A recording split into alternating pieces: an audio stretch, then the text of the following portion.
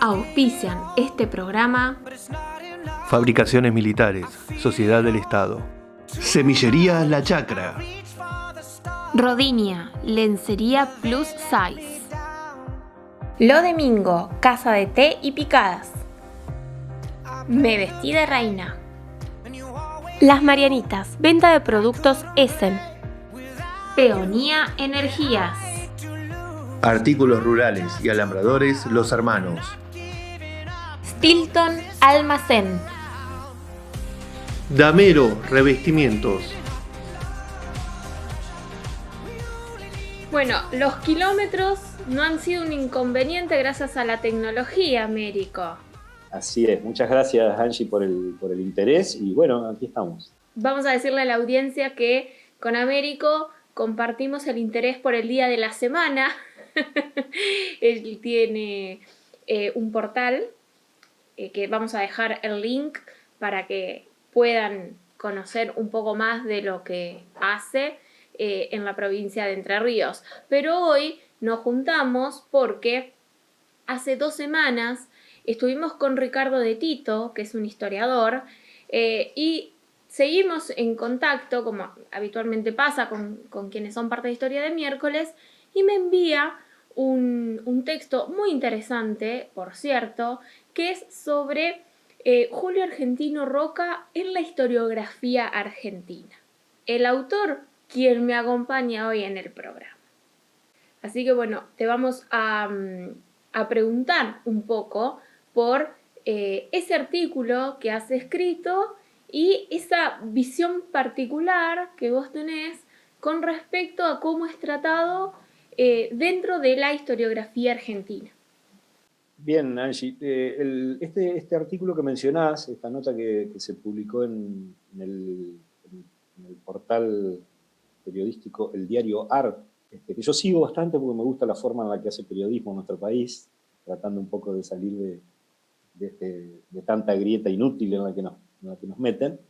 Es un texto que surgió a raíz de lo que me pareció percibir como una especie de campaña de reivindicación de Julio Argentino Roca o un intento de mantenerlo en el pedestal a toda prueba.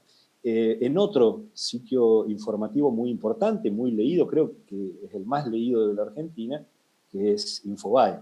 Ahí se publicaron una serie de notas, una de ellas firmada por un descendiente de Julio Argentino Roca, una persona joven que se llama como uno de los hermanos de Roca, se llama Ataliba, que tiene el mismo nombre bueno, no sé cuál será el parentesco, pero supongo que debe ser algo así como una especie de sobrino chosno. Sí, por los años quizás. Y bueno, y él en la nota afirmaba una serie de cuestiones, una nota breve, pero básicamente lo que aseguraba allí es que Roca, Julio Argentino Roca, su ascendiente, su antepasado, debe ser considerado un prócer fundacional de la República Argentina, muy resumidamente, ¿no? Afirmaba esto, afirmaba que hay una especie de campaña que se le atribuye al kirchnerismo de querer derrocar a Roca de sus estatuas y de los lugares que ocupa, y fundamentalmente que esa campaña o que las acusaciones que se hacen sobre su pariente están motivadas en una mirada que no tiene en cuenta el contexto, sino que lo que pretende hacer es juzgar el ayer con los ojos de la actualidad, en una especie de tribunal ético imaginario. Así lo dice, estas últimas palabras son textuales de la nota de él. Y bueno, yo tengo una mirada distinta al respecto. Yo creo que sin adherir, cosa que lo remarco bastante en mi nota, sin adherir a la idea de la cancelación, que no me parece una idea feliz ni provechosa. Yo creo que no hay que cancelar, hay que discutir, hay que debatir, hay que dialogar, hay que aprender a dialogar, hay que aprender a intercambiar ideas con quienes piensan muy diferente de nosotros y de nosotras.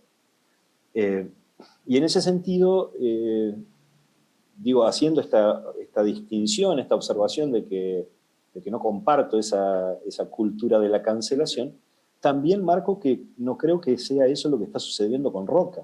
Creo que lo que está ocurriendo con Julio Argentino Roca es que nuestra sociedad, que con muchas dificultades va madurando con el paso del tiempo. Nosotros como sociedad tenemos muchos problemas, pero también tenemos muchas cosas muy positivas y que nos tienen que permitir mirar hacia nuestro pasado para revisar aquellas cosas que nos marcaron de una forma negativa y las que nos marcaron de una forma que hoy podemos ver como positiva. Yo hago una analogía ahí en la nota, juego un poco, porque en realidad yo vengo de la filosofía, mi actividad es la filosofía y el periodismo, ¿no? Pero mi pasión y mi otra actividad profesional fundamental es la filosofía, y la historia me apasiona, pero me apasiona desde esa mirada. Entonces hago una especie de analogía en relación con las personas individualmente. Yo digo que lo que nos ocurre como comunidad es bastante asimilable a lo que nos ocurre como personas, que en la medida que vamos creciendo para construir nuestra identidad, necesitamos desarrollar modelos a los cuales vemos como modelos perfectos. Y en general, no doy tanto detalle en la nota, pero en general, si nuestro hogar es un hogar más o menos promedio, es decir, si papá es un papá más o menos amable y afectuoso y mamá es una mamá protectora y demás, lo primero que hacemos como personas en ese proceso individual es idealizar a mamá y a papá. En la infancia, si nos tocó vivir en un hogar promedio, si no tuvimos padres que abusaban de sus hijos o cosas por el estilo, ¿no? Es decir, haciendo esas salvedades y esas excepciones, en general, lo primero que idealizamos es a papá y a mamá. Vemos a papá como Superman, digo yo. Y después cuando llega la adolescencia, hacemos un proceso inverso. Para reafirmar la identidad, la nueva identidad que empezamos a construir, necesitamos alejarnos de esos modelos de la infancia, buscamos otros héroes que por un tiempo pueden estar prácticamente en cualquier lado, ¿no? Pueden estar en el deporte, en el rock, en la música, en el cine, en cualquier otra cosa. Y nos peleamos con la imagen de papá y de mamá. Y papá de Superman pasa a ser el supervillano, pasa a ser el Lex Luthor o alguno de esos. Y sostengo que solo alcanzamos la madurez cuando por fin podemos ver a los que eran nuestros héroes de la infancia y nuestros villanos de la adolescencia, a papá y a mamá, como seres humanos, con sus errores, con sus aciertos, con sus virtudes. Y creo que como sociedad todavía no hemos alcanzado esa madurez. Estamos todavía en un proceso en el que empezamos a revisar y cuestionamos los héroes de la infancia y cuestionamos los que antes nos parecían intocables, inaccesibles, inmaculados, y empezamos a ver los defectos. Pero creo que a ese proceso ahí tenemos que atravesarlo, y para atravesarlo no hay nada mejor que bajar a las grandes figuras de los pedestales, incluso a las que a mí me puedan resultar más simpáticas. Porque aún las que a mí me resultan más simpáticas eran seres humanos, tuvieron defectos, tuvieron agachadas, tuvieron errores, tuvieron traiciones, tuvieron actos como cualquier otro ser humano. Y ese proceso de medirlos, de darles la verdadera medida que tiene cualquier ser humano, que es lo bueno y lo malo metido en la misma persona, es un proceso necesario que tenemos que atravesar. Entonces, bueno, ese es un poco el disparador de la nota, para que no se crea que yo lo considero a Roca el villano perfecto. No digo eso tampoco, no es el paradigma del villano. Creo que a Roca se le pueden encontrar cosas muy positivas, que es un ejercicio muy valioso que hace gente como el gran historiador Félix Luna, el gran divulgador, ¿no? más fructífero y más eficaz en su tarea de divulgador, quizás, que la de investigador histórico. Por ejemplo, se me ocurre en esto que decís vos, que hay como una confusión histórica.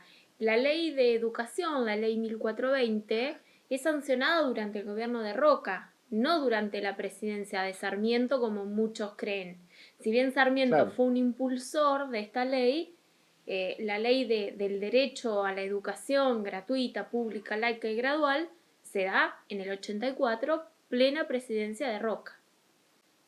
Y es una de las cosas que uno perfectamente puede valorar y reivindicar muy positivamente de la presidencia de Roca. Pero eso no quiere decir que por valorar eso tenga que disimular o ocultar bajo la alfombra y en esto yo me pongo muy riguroso, trato de imitar a los buenos historiadores, no juzgarlo desde acá, sino mostrar cómo en su propio contexto, ojo, asumiendo también que es legítimo juzgar desde acá de acuerdo a nuestros valores.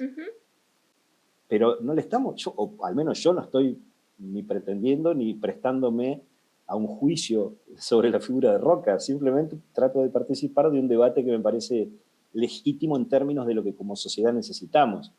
Entonces, en ese sentido, me pareció un ejercicio valioso mostrar cómo esto que dice el descendiente de Roca, de que queremos juzgar a Roca con criterios de hoy, en realidad queda refutado cuando se muestra que Roca recibió en aquella misma época, mientras estaban sucediendo esos acontecimientos, numerosas críticas en nombre de valores que ya existían, no es que se inventaron ahora, valores que ya existían, como por ejemplo la concepción de que la humanidad, la vida de las personas es lo más sagrado, por parte de contemporáneos de Roca, y en dos grandes aspectos que curiosamente los defensores de Roca actuales, los que quieren mantenerlo en los pedestales, tratan de no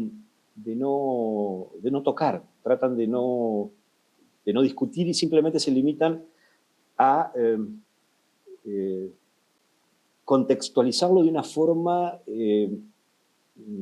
como mínimo manipulada, como mínimo trastocada, porque muestran, cosa que es verdad, que por aquella época no había nadie que viera otra salida respecto a lo que se conocía como el problema del indio, que no fuera avanzar militarmente y ocupar sus territorios. Es real, eso hasta el Martín Fierro, hasta el testimonio histórico-literario que es el Martín Fierro, termina reclamando o respaldando eso.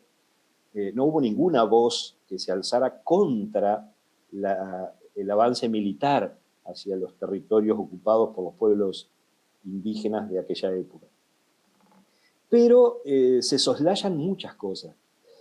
La principal que evitan mencionar los defensores de Roca a toda costa es lo que se hizo con las personas capturadas durante esa conquista del mal llamado desierto, ¿no? Lo que se hizo después con esas personas, una vez que fueron derrotados esos pueblos originarios. Y en esto, justamente para no entrar en discusiones absurdas, utilizo las mismas fuentes que lo reivindican a Roca.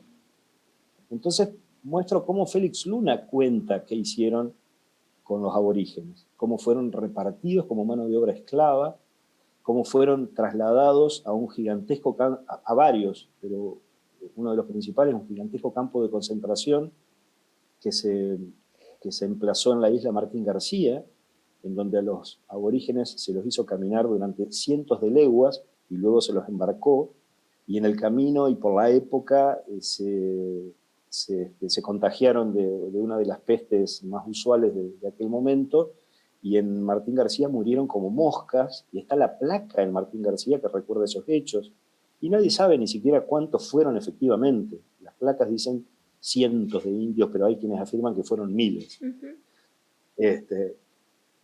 Y esos que fueron llevados a Martín García eran los más díscolos. Los menos díscolos, como cuenta Félix Luna, los varones fueron repartidos a obrajes y a ingenios azucareros, o casualidad, de la provincia de Tucumán, de donde Roca era oriundo y donde tenía varios de sus principales apoyos electorales. Y las mujeres y los niños fueron repartidos como mano de obra esclava para servir en las casas, es decir, como personal doméstico, pero esclavo, no con sueldo, simplemente viviendo en reductos secundarios dentro de las casas de las personas adineradas que las recibieron o que las compraron, vaya uno a saber, eso no está demasiado claro cómo fue ese proceso, Pero sí están los testimonios, están los diarios de la época que describen el reparto de indios en las calles de Buenos Aires, está el testimonio de un diputado nacional que plantea en el Congreso, un fundador de la Unión Cívica Radical, Mariano de María, que en el Congreso de la Nación reclama, porque a sus ojos, en 1885, no ahora, no 2022, en 1885, a sus ojos, lo que estaba viendo era un espectáculo impropio de una ciudad culta. Era algo que contradecía las leyes de la humanidad. Y esto está en los testimonios de la época, ¿no? Y quisiera agregar que ya para 1813, cuantos años antes, tenemos testimonios de lo mal visto que estaba en algunos sectores de la sociedad de la esclavitud y que por eso la Asamblea del año 13 va a dictaminar la libertad de vientres. No decreta la libertad absoluta o la abolición de la esclavitud por la cantidad de intereses existentes, pero sí que quienes naciesen de esclavos eran libres. O sea, había hasta legislación en contra de la esclavitud ya 70 años antes. Y recordemos, Angie, que se había aprobado, estamos hablando de la década del 80, hacía casi 30 años que se había aprobado la Constitución Nacional del 53, en donde se establecía que los pocos esclavos que quedaban eran libres y que en la Argentina no podía haber esclavos. Y sin embargo, a esas personas, por el solo hecho de ser aborígenes, se las distribuyó como si se tratara de animales, como esclavos. Y lo otro que para mí es muy significativo, y por eso me interesaba tanto mostrarlo, es que entre los principales impugnadores de la figura de Roca, entre los principales acusadores de la figura de Roca, está nada menos que Sarmiento, está nada menos que Domingo Faustino Sarmiento. Espacio publicitario.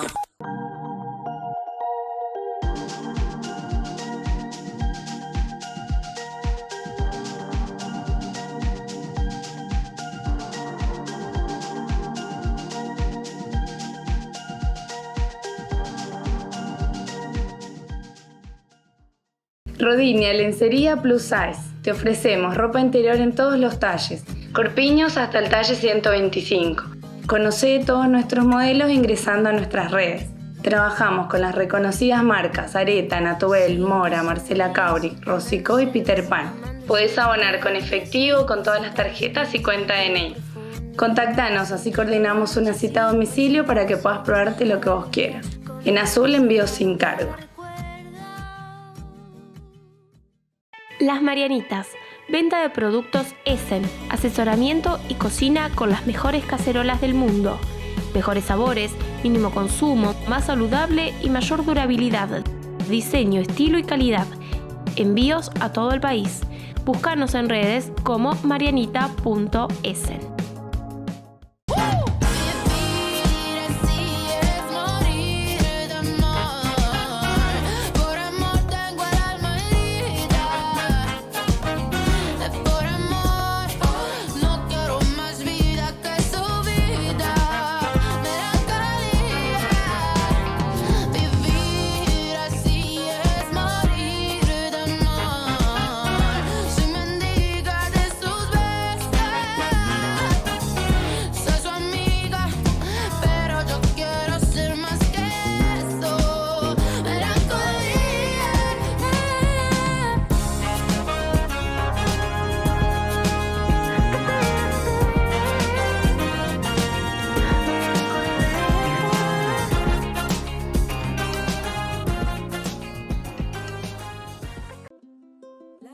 Peonía Energías te ofrece todo para buscar el equilibrio y esa renovación de energías que estás necesitando. Saumerios, fuentes de agua, velas, piedras energéticas. Peonía te espera en Amado Diab 393, Azul. Stilton, en la esquina de Moreno y Perón. Venta y elaboración de panificados, pizzas, empanadas, viandas, ensaladas saludables, tablas de picadas y productos gourmet. Envíanos un WhatsApp al 2281 66 62 62 o encontranos en redes como Stilton Almacén.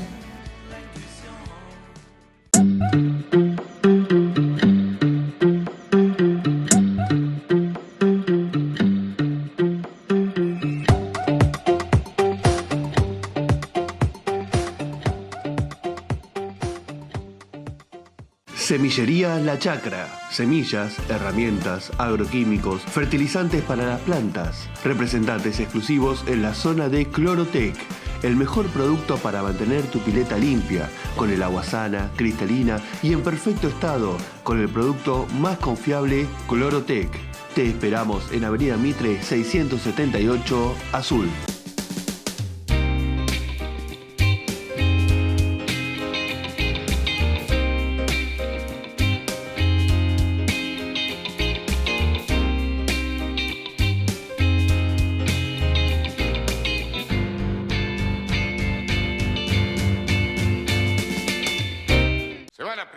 Los Hermanos, de Frías y Fernández.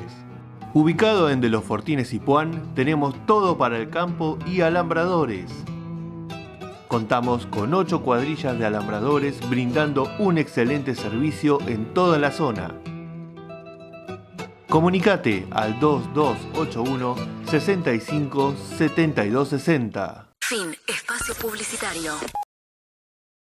De la figura de Roca, entre los principales acusadores de la figura de Roca, está nada menos que Sarmiento, está nada menos que Domingo Faustino Sarmiento, quien es conocido, muy conocido, porque el revisionismo nacional populista se ha ocupado de difundir muchísimo los textos más racistas, más desagradables de Sarmiento, hablando pestes de los aborígenes, calificándolos como asquerosos, inmundos, y hablando pestes de los criollos, de los gauchos. Pero bueno, en este momento estamos hablando exclusivamente de la cuestión del trato dado a los aborígenes capturados por las fuerzas nacionales, por las fuerzas argentinas, durante la llamada conquista del desierto.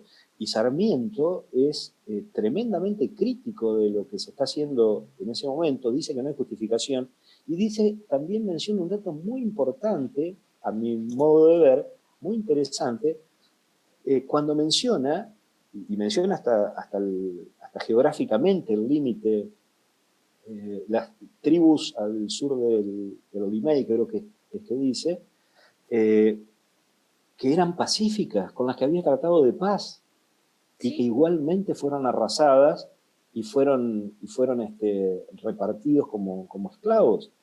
Entonces el propio Sarmiento instala la idea, y da muchos datos al respecto, de que la conquista del desierto fue en realidad un pretexto, dice él, una excusa para hacer negocios desde el Estado con tierras públicas, que entre quienes se las repartieron y entre quienes hicieron negocios con eso, hay un hermano del presidente que es justamente Atalí Roca. Por eso Sarmiento, con esa ironía que tenía, ese sarcasmo que a veces empleaba también, inventa el verbo atalibar, algo que Osvaldo Bayer lo ha mencionado en varias ocasiones.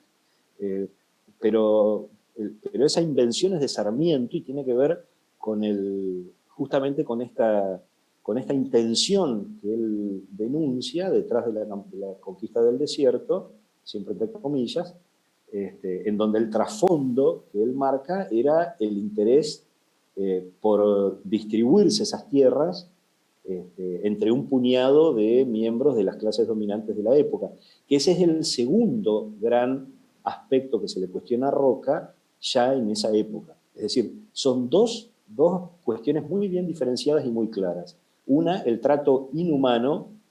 Es impresionante ver en el Diario de la Nación de aquella época, el Diario de la Nación de Bartolomé Mitre, en donde quizás haya sido el mismo Mitre quien lo escribió porque no tiene firma, en donde acusa al ejército de Roca de realizar actos de lesa humanidad, utilizando la misma expresión que utilizamos hoy cuando se trata de hechos que violan los derechos humanos.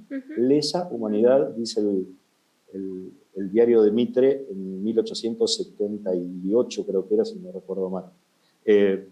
Y también Sarmiento y también otros dirigentes políticos de la época y cronistas de la época también marcan esta violación a cualquier norma humanitaria, lo presentan en estos términos, Angie, de modo que ahí no hay anacronismo de ningún tipo porque nos estamos limitando a reproducir lo que dijeron. Incluso en la nota yo reproduzco 2 recortes del Diario de la Nación en donde están estas palabras textuales, porque estamos en un momento en el que hay tan poca credibilidad en lo que se dice en los medios y demás, que no faltaría quien piense que uno lo está inventando a esto. Entonces me pareció importante reproducir el facsímil del periódico. Y eso creo que son los aspectos más fuertes del asunto, ¿no? Estos dos grandes temas que se le reprochan a Roca, uno, el trato dispensado de los pueblos originarios derrotados en la llamada conquista del desierto, y el otro, el reparto absolutamente injusto, de privilegio, a muy pocas manos, de los enormes territorios conquistados a los pueblos aborígenes.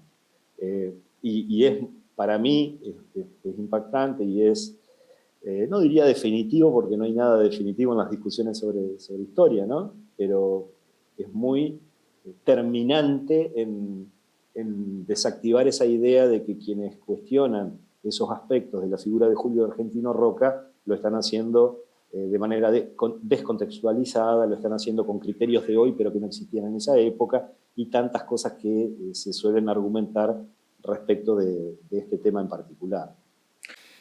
Te escuchaba y pensaba que cuando mencionaste a la Constitución del 53, la Constitución fue revisada inmediatamente en 1860, después de la batalla de Pavón, y justamente ese artículo y el preámbulo también no son modificados. O sea que en la provincia de Buenos Aires, que fue la que en primera instancia se separó del resto de la Confederación al momento de la sanción de la Constitución, también estuvo de acuerdo en la libertad de todo aquel que pisase el suelo argentino. Si te parece, me gustaría que siguiéramos hablando con lo que vos planteás sobre la cancelación. Te lo dije al momento de contactar, te lo digo públicamente, yo adhiero a tu postura totalmente en cuanto a esta temática, partiendo de la base que cuando uno empieza a estudiar historia, lo primero que le enseñan es la pretensión de objetividad. O sea, no existe el bueno y no existe el malo, existe el proceso. Así que bueno, me gustaría que lo expliques vos, esto que has planteado también muy bien en el artículo sobre esta tendencia a cancelar. Con gusto, Angie. Quisiera sí decirte una cosita antes respecto a lo que mencionabas de la Constitución, que es como un costadito muy revelador respecto de algo que sí tiene que ver con el contexto y que uno no debe dejar de verlo. Vos mencionabas que la Constitución consagra la libertad para quien quiera vivir en el suelo argentino y que eso no se tocó, eso no se modificó. Pero fíjate qué detalle interesante que yo me percaté hace relativamente poco tiempo y que tiene que ver cómo claramente los legisladores de la época, tanto los constituyentes como el resto de los legisladores, como en otras latitudes también ha ocurrido, cuando hablan de la igualdad, cuando hablan de las libertades, cuando hablan de los derechos, están pensando solamente en las razas, como se decía en esa época. Hoy el concepto de raza está desactivado porque no tiene sustento científico, pero las razas merecedoras de esas libertades, es decir, los blancos.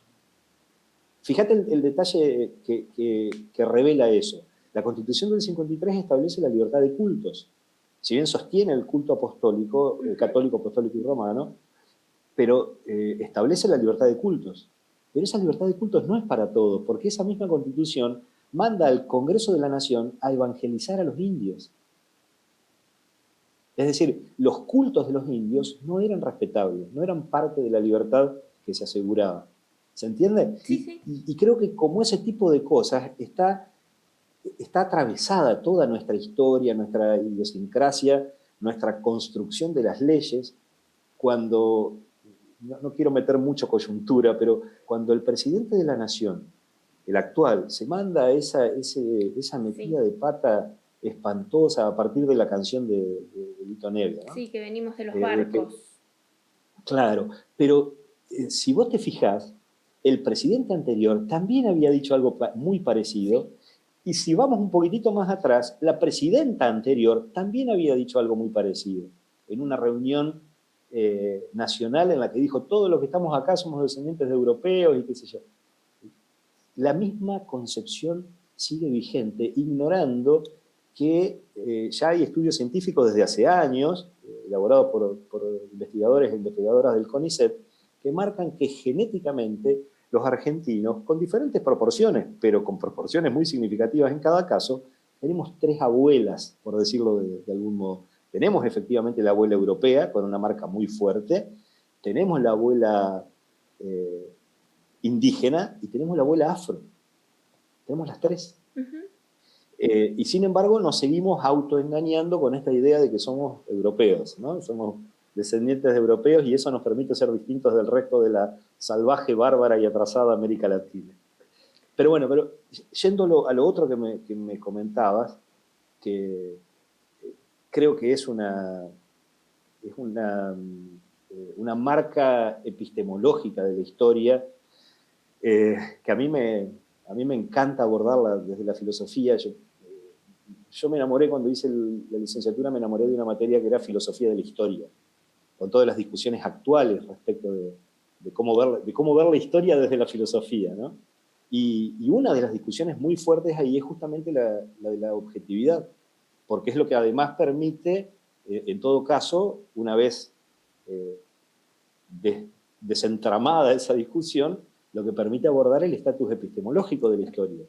Es decir, si la historia puede ser considerada una ciencia con la pretensión de objetividad, y no solo de objetividad, sino con la pretensión de poder predecir hechos, por ejemplo.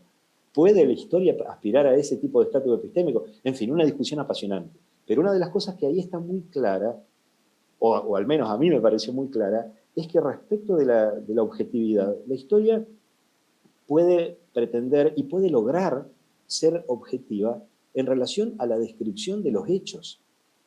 Uno puede decir, esto sucedió, es un hecho que las fuerzas triunfadoras en la conquista del desierto tomaron una determinada cantidad de territorios que antes estaban en manos de otros pueblos, y es un hecho que a muchos de los pobladores de esos territorios los distribuyeron como mano de obra esclava. Esos son hechos. Y discutirlos es hasta perder el tiempo. Ahora, ¿cómo se valoraron los hechos en aquella época? Es una discusión. ¿Cómo los valoramos nosotros hoy? Es otra discusión. ¿Y qué hacemos una vez que construimos una valoración respecto de eso? Es una tercera discusión que quizás sea la más importante. Porque cuando yo hago la analogía de lo que nos ocurre a nivel personal, cuando nos damos cuenta de que papá y mamá son seres humanos, quizás les perdonamos muchas de las macanas que también nos dimos cuenta, porque los empezamos a valorar de otro modo. Pero también, lo hagamos consciente o inconscientemente, también ponemos en una balanza lo bueno que tuvieron y lo malo que tuvieron. Y si prevalece lo malo, nos alejamos de nuestros padres, aunque sean nuestros padres. O al menos, si lo hacemos consciente, nos permite saber qué cosas no vamos a hacer con nuestros propios hijos e hijas, por ejemplo. Entonces, creo que en la historia deberíamos aspirar a un tipo de reflexión similar. Una vez que nos pusimos de acuerdo en cómo fueron los hechos, podemos discutir sobre la valoración de esos hechos, y más allá, porque en realidad, ¿qué sentido tiene, qué sentido profundo, operativo, eficaz, puede tener discutir las intenciones de Roca? Nosotros podemos discutir los hechos que produjo Roca como presidente. Hay que recordar también que la primera campaña no la hace siendo presidente, sino que eso es lo que le permite llegar a la presidencia. Exactamente. ¿No? Hay muchos autores, de hecho, que afirman que fue su campaña electoral, esta mal llamada campaña al desierto. Y de hecho, él hace un primer avance, pero vuelve a Buenos Aires para poder competir por la presidencia y deja a su segundo al mando a cargo. Tampoco termina con este periodo de avance hacia el sur, sobre los pueblos originarios. Y hay otros autores que pintan la campaña del desierto casi como un paseo, como que no tuvieron ni resistencia, ni tuvieron que pelear demasiado, ni hubo tampoco tantas bajas. Y hay otros autores que calculan esas bajas y esas muertes en alrededor de 20.000, y calculan en un número mucho mayor los aborígenes que fueron repartidos luego. En fin, pero digo, esos hechos se pueden llegar a reconstruir en la búsqueda de documentos. Ya testimonios orales no hay de esta época, pero sí en la búsqueda de documentos.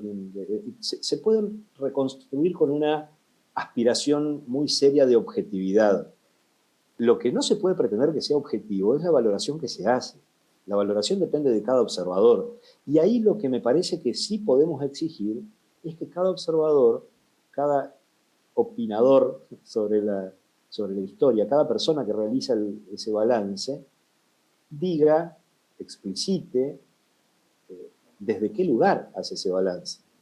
En eso yo siempre recuerdo una frase que a mí me gustó mucho de Alejandro Korn, que es incluso el lema de nuestro sitio informativo, que afirma que uno no siempre puede ser imparcial, pero lo que siempre puede ser es sincero, es honesto.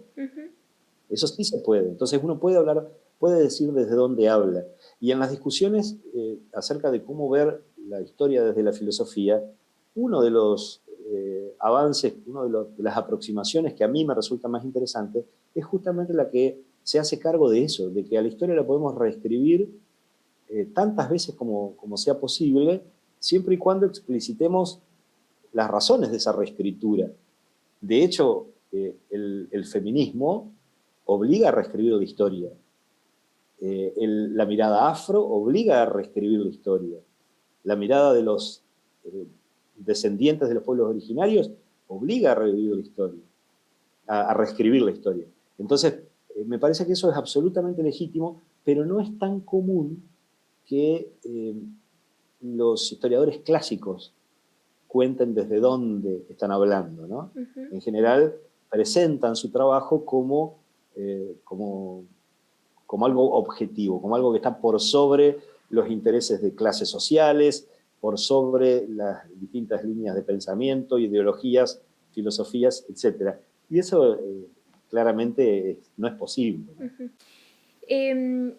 Dentro de este famoso texto que obviamente ya invitamos a todos a que lo lean, vos planteás que la cultura de la cancelación te parece algo aberrante, algo espantoso, porque es prohibir a alguien, es darle la oportunidad de debate a alguien. Al menos yo hice esa interpretación del texto. Sí, no sé si utilizo algún adjetivo, pero sí digo con claridad que no la comparto, no me parece. Creo que en una sociedad pluralista tenemos que garantizarnos, porque es para todos nosotros y nosotras, el derecho a equivocarnos, a opinar erróneamente. Incluso hay un filósofo muy, muy valioso, es considerado uno de los filósofos de la libertad en la historia del pensamiento, que fue John Stuart Mill. Él planteaba que incluso cuando sabemos que la persona está mintiendo, aún así hay que garantizarle el derecho a expresarse libremente. Porque no hay nada peor para una sociedad pluralista que el no discutir, que el no tener argumentos que puedan ser sometidos a crítica, que puedan ser atacados, los argumentos, no las personas. Lo que debe ser respetado siempre son las personas, no las opiniones ni los argumentos. Las opiniones necesariamente tienen que ser combatidas. Entonces, establecer una opinión como la única válida es algo muy peligroso, es algo muy perturbador para quienes creemos en la libertad, en el pluralismo, y además genera el riesgo, que me parece que es algo de lo que estamos viendo, de que esa especie de imposición de un discurso oficial homogéneo, uniformado, del cual no se puede correr, produce reacciones. Produce una nueva resistencia antisistema para la cual ese discurso de lo políticamente correcto aparece como algo opresivo. Y eso conduce a la aparición y al crecimiento de figuras muy peligrosas.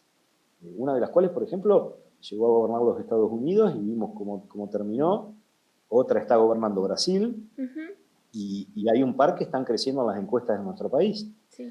Y es algo que cuando uno logra tomar cierta distancia y analizarlo, es obvio que va a ocurrir eso.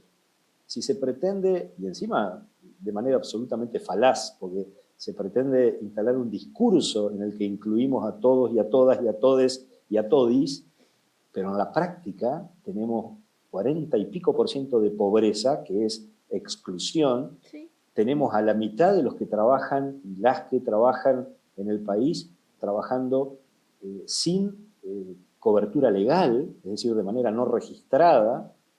Tenemos a una cantidad impresionante y todavía no cuantificada del todo de gurises, de chicos y chicas, en nuestros ríos decimos gurises, que deberían estar en la escuela secundaria y no están. Y no están. Ya no es ni siquiera ni, porque ni siquiera se los contabiliza. Entonces, el intento de imponer un discurso negador de esas realidades e incluyente solo desde el lenguaje, que yo procuro utilizar algo parecido. Yo no utilizo, en general, no utilizo por decir algo, el nosotres.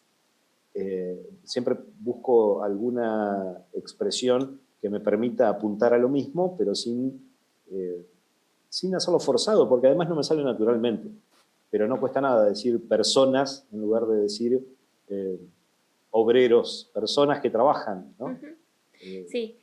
O estudiantes, que nos permite incluir varones y mujeres, y cualquier otra variante, ¿no? Pero digo, sin llevar esta cuestión al extremo, creo que la cultura de la cancelación, que ni siquiera estoy seguro de que exista algo así como la cultura de la cancelación, pero sí existen las consecuencias, los efectos.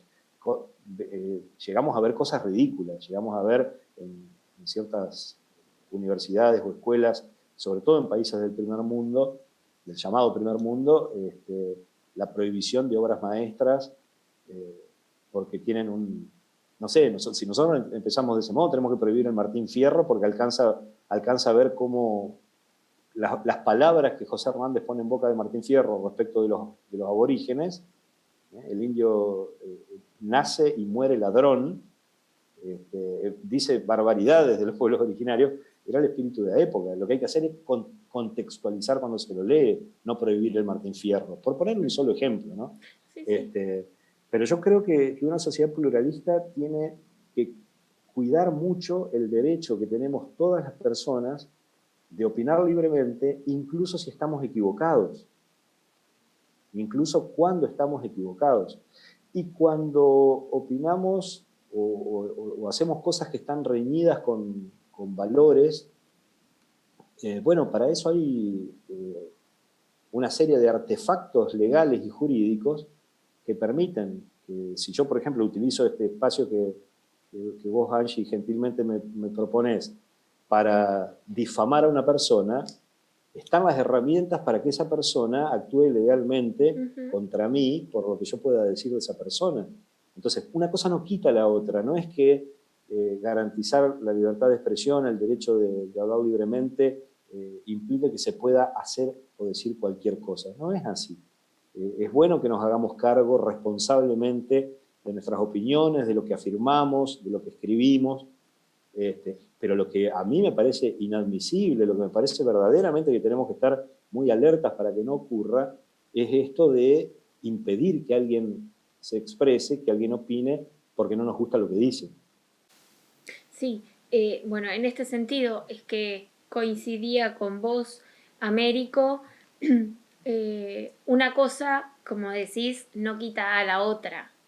Y el hacernos responsables de lo que nosotros hacemos y decimos es también parte de todo este proceso y es parte de el poder sentarse y el empezar un debate con el otro. Porque no siempre vamos a estar de acuerdo. Aunque tengamos puntos de vista diferentes, bueno, podemos debatirlo abiertamente porque nos estamos haciendo cargo y no estamos difamando a otra persona, como al principio empezamos la charla hablando de Roca y su descendiente que decía que había que ponerlo en cierto lugar. Bueno, no se está difamando a los ojos de hoy. No se está difamando en realidad. Se están poniendo hechos concretos que son históricos, que están avalados por documentación a la luz. Nada más que eso. Nada más y nada menos, ¿no? Bueno, Américo, te agradezco enormemente este tiempo que te has tomado para charlar con nosotros. Estamos muy contentos de este encuentro, de poder traerte de alguna forma al centro de la provincia de Buenos Aires y poder compartirte con todos quienes miran Historia de Miércoles. Bueno, muchas gracias, Angie. Yo me siento muy honrado por la invitación y por el espacio. Y bueno, aprovecho para saludar a toda la gente de Azul y a toda la gente de las restantes localidades que vea el programa, con el que además, bueno, hay una conexión especial por el nombre, como contábamos, ¿no? Así que bueno, un saludo muy grande y espero que pronto nos podamos volver a encontrar. Ojalá así sea. Nos vemos. Chau, chau.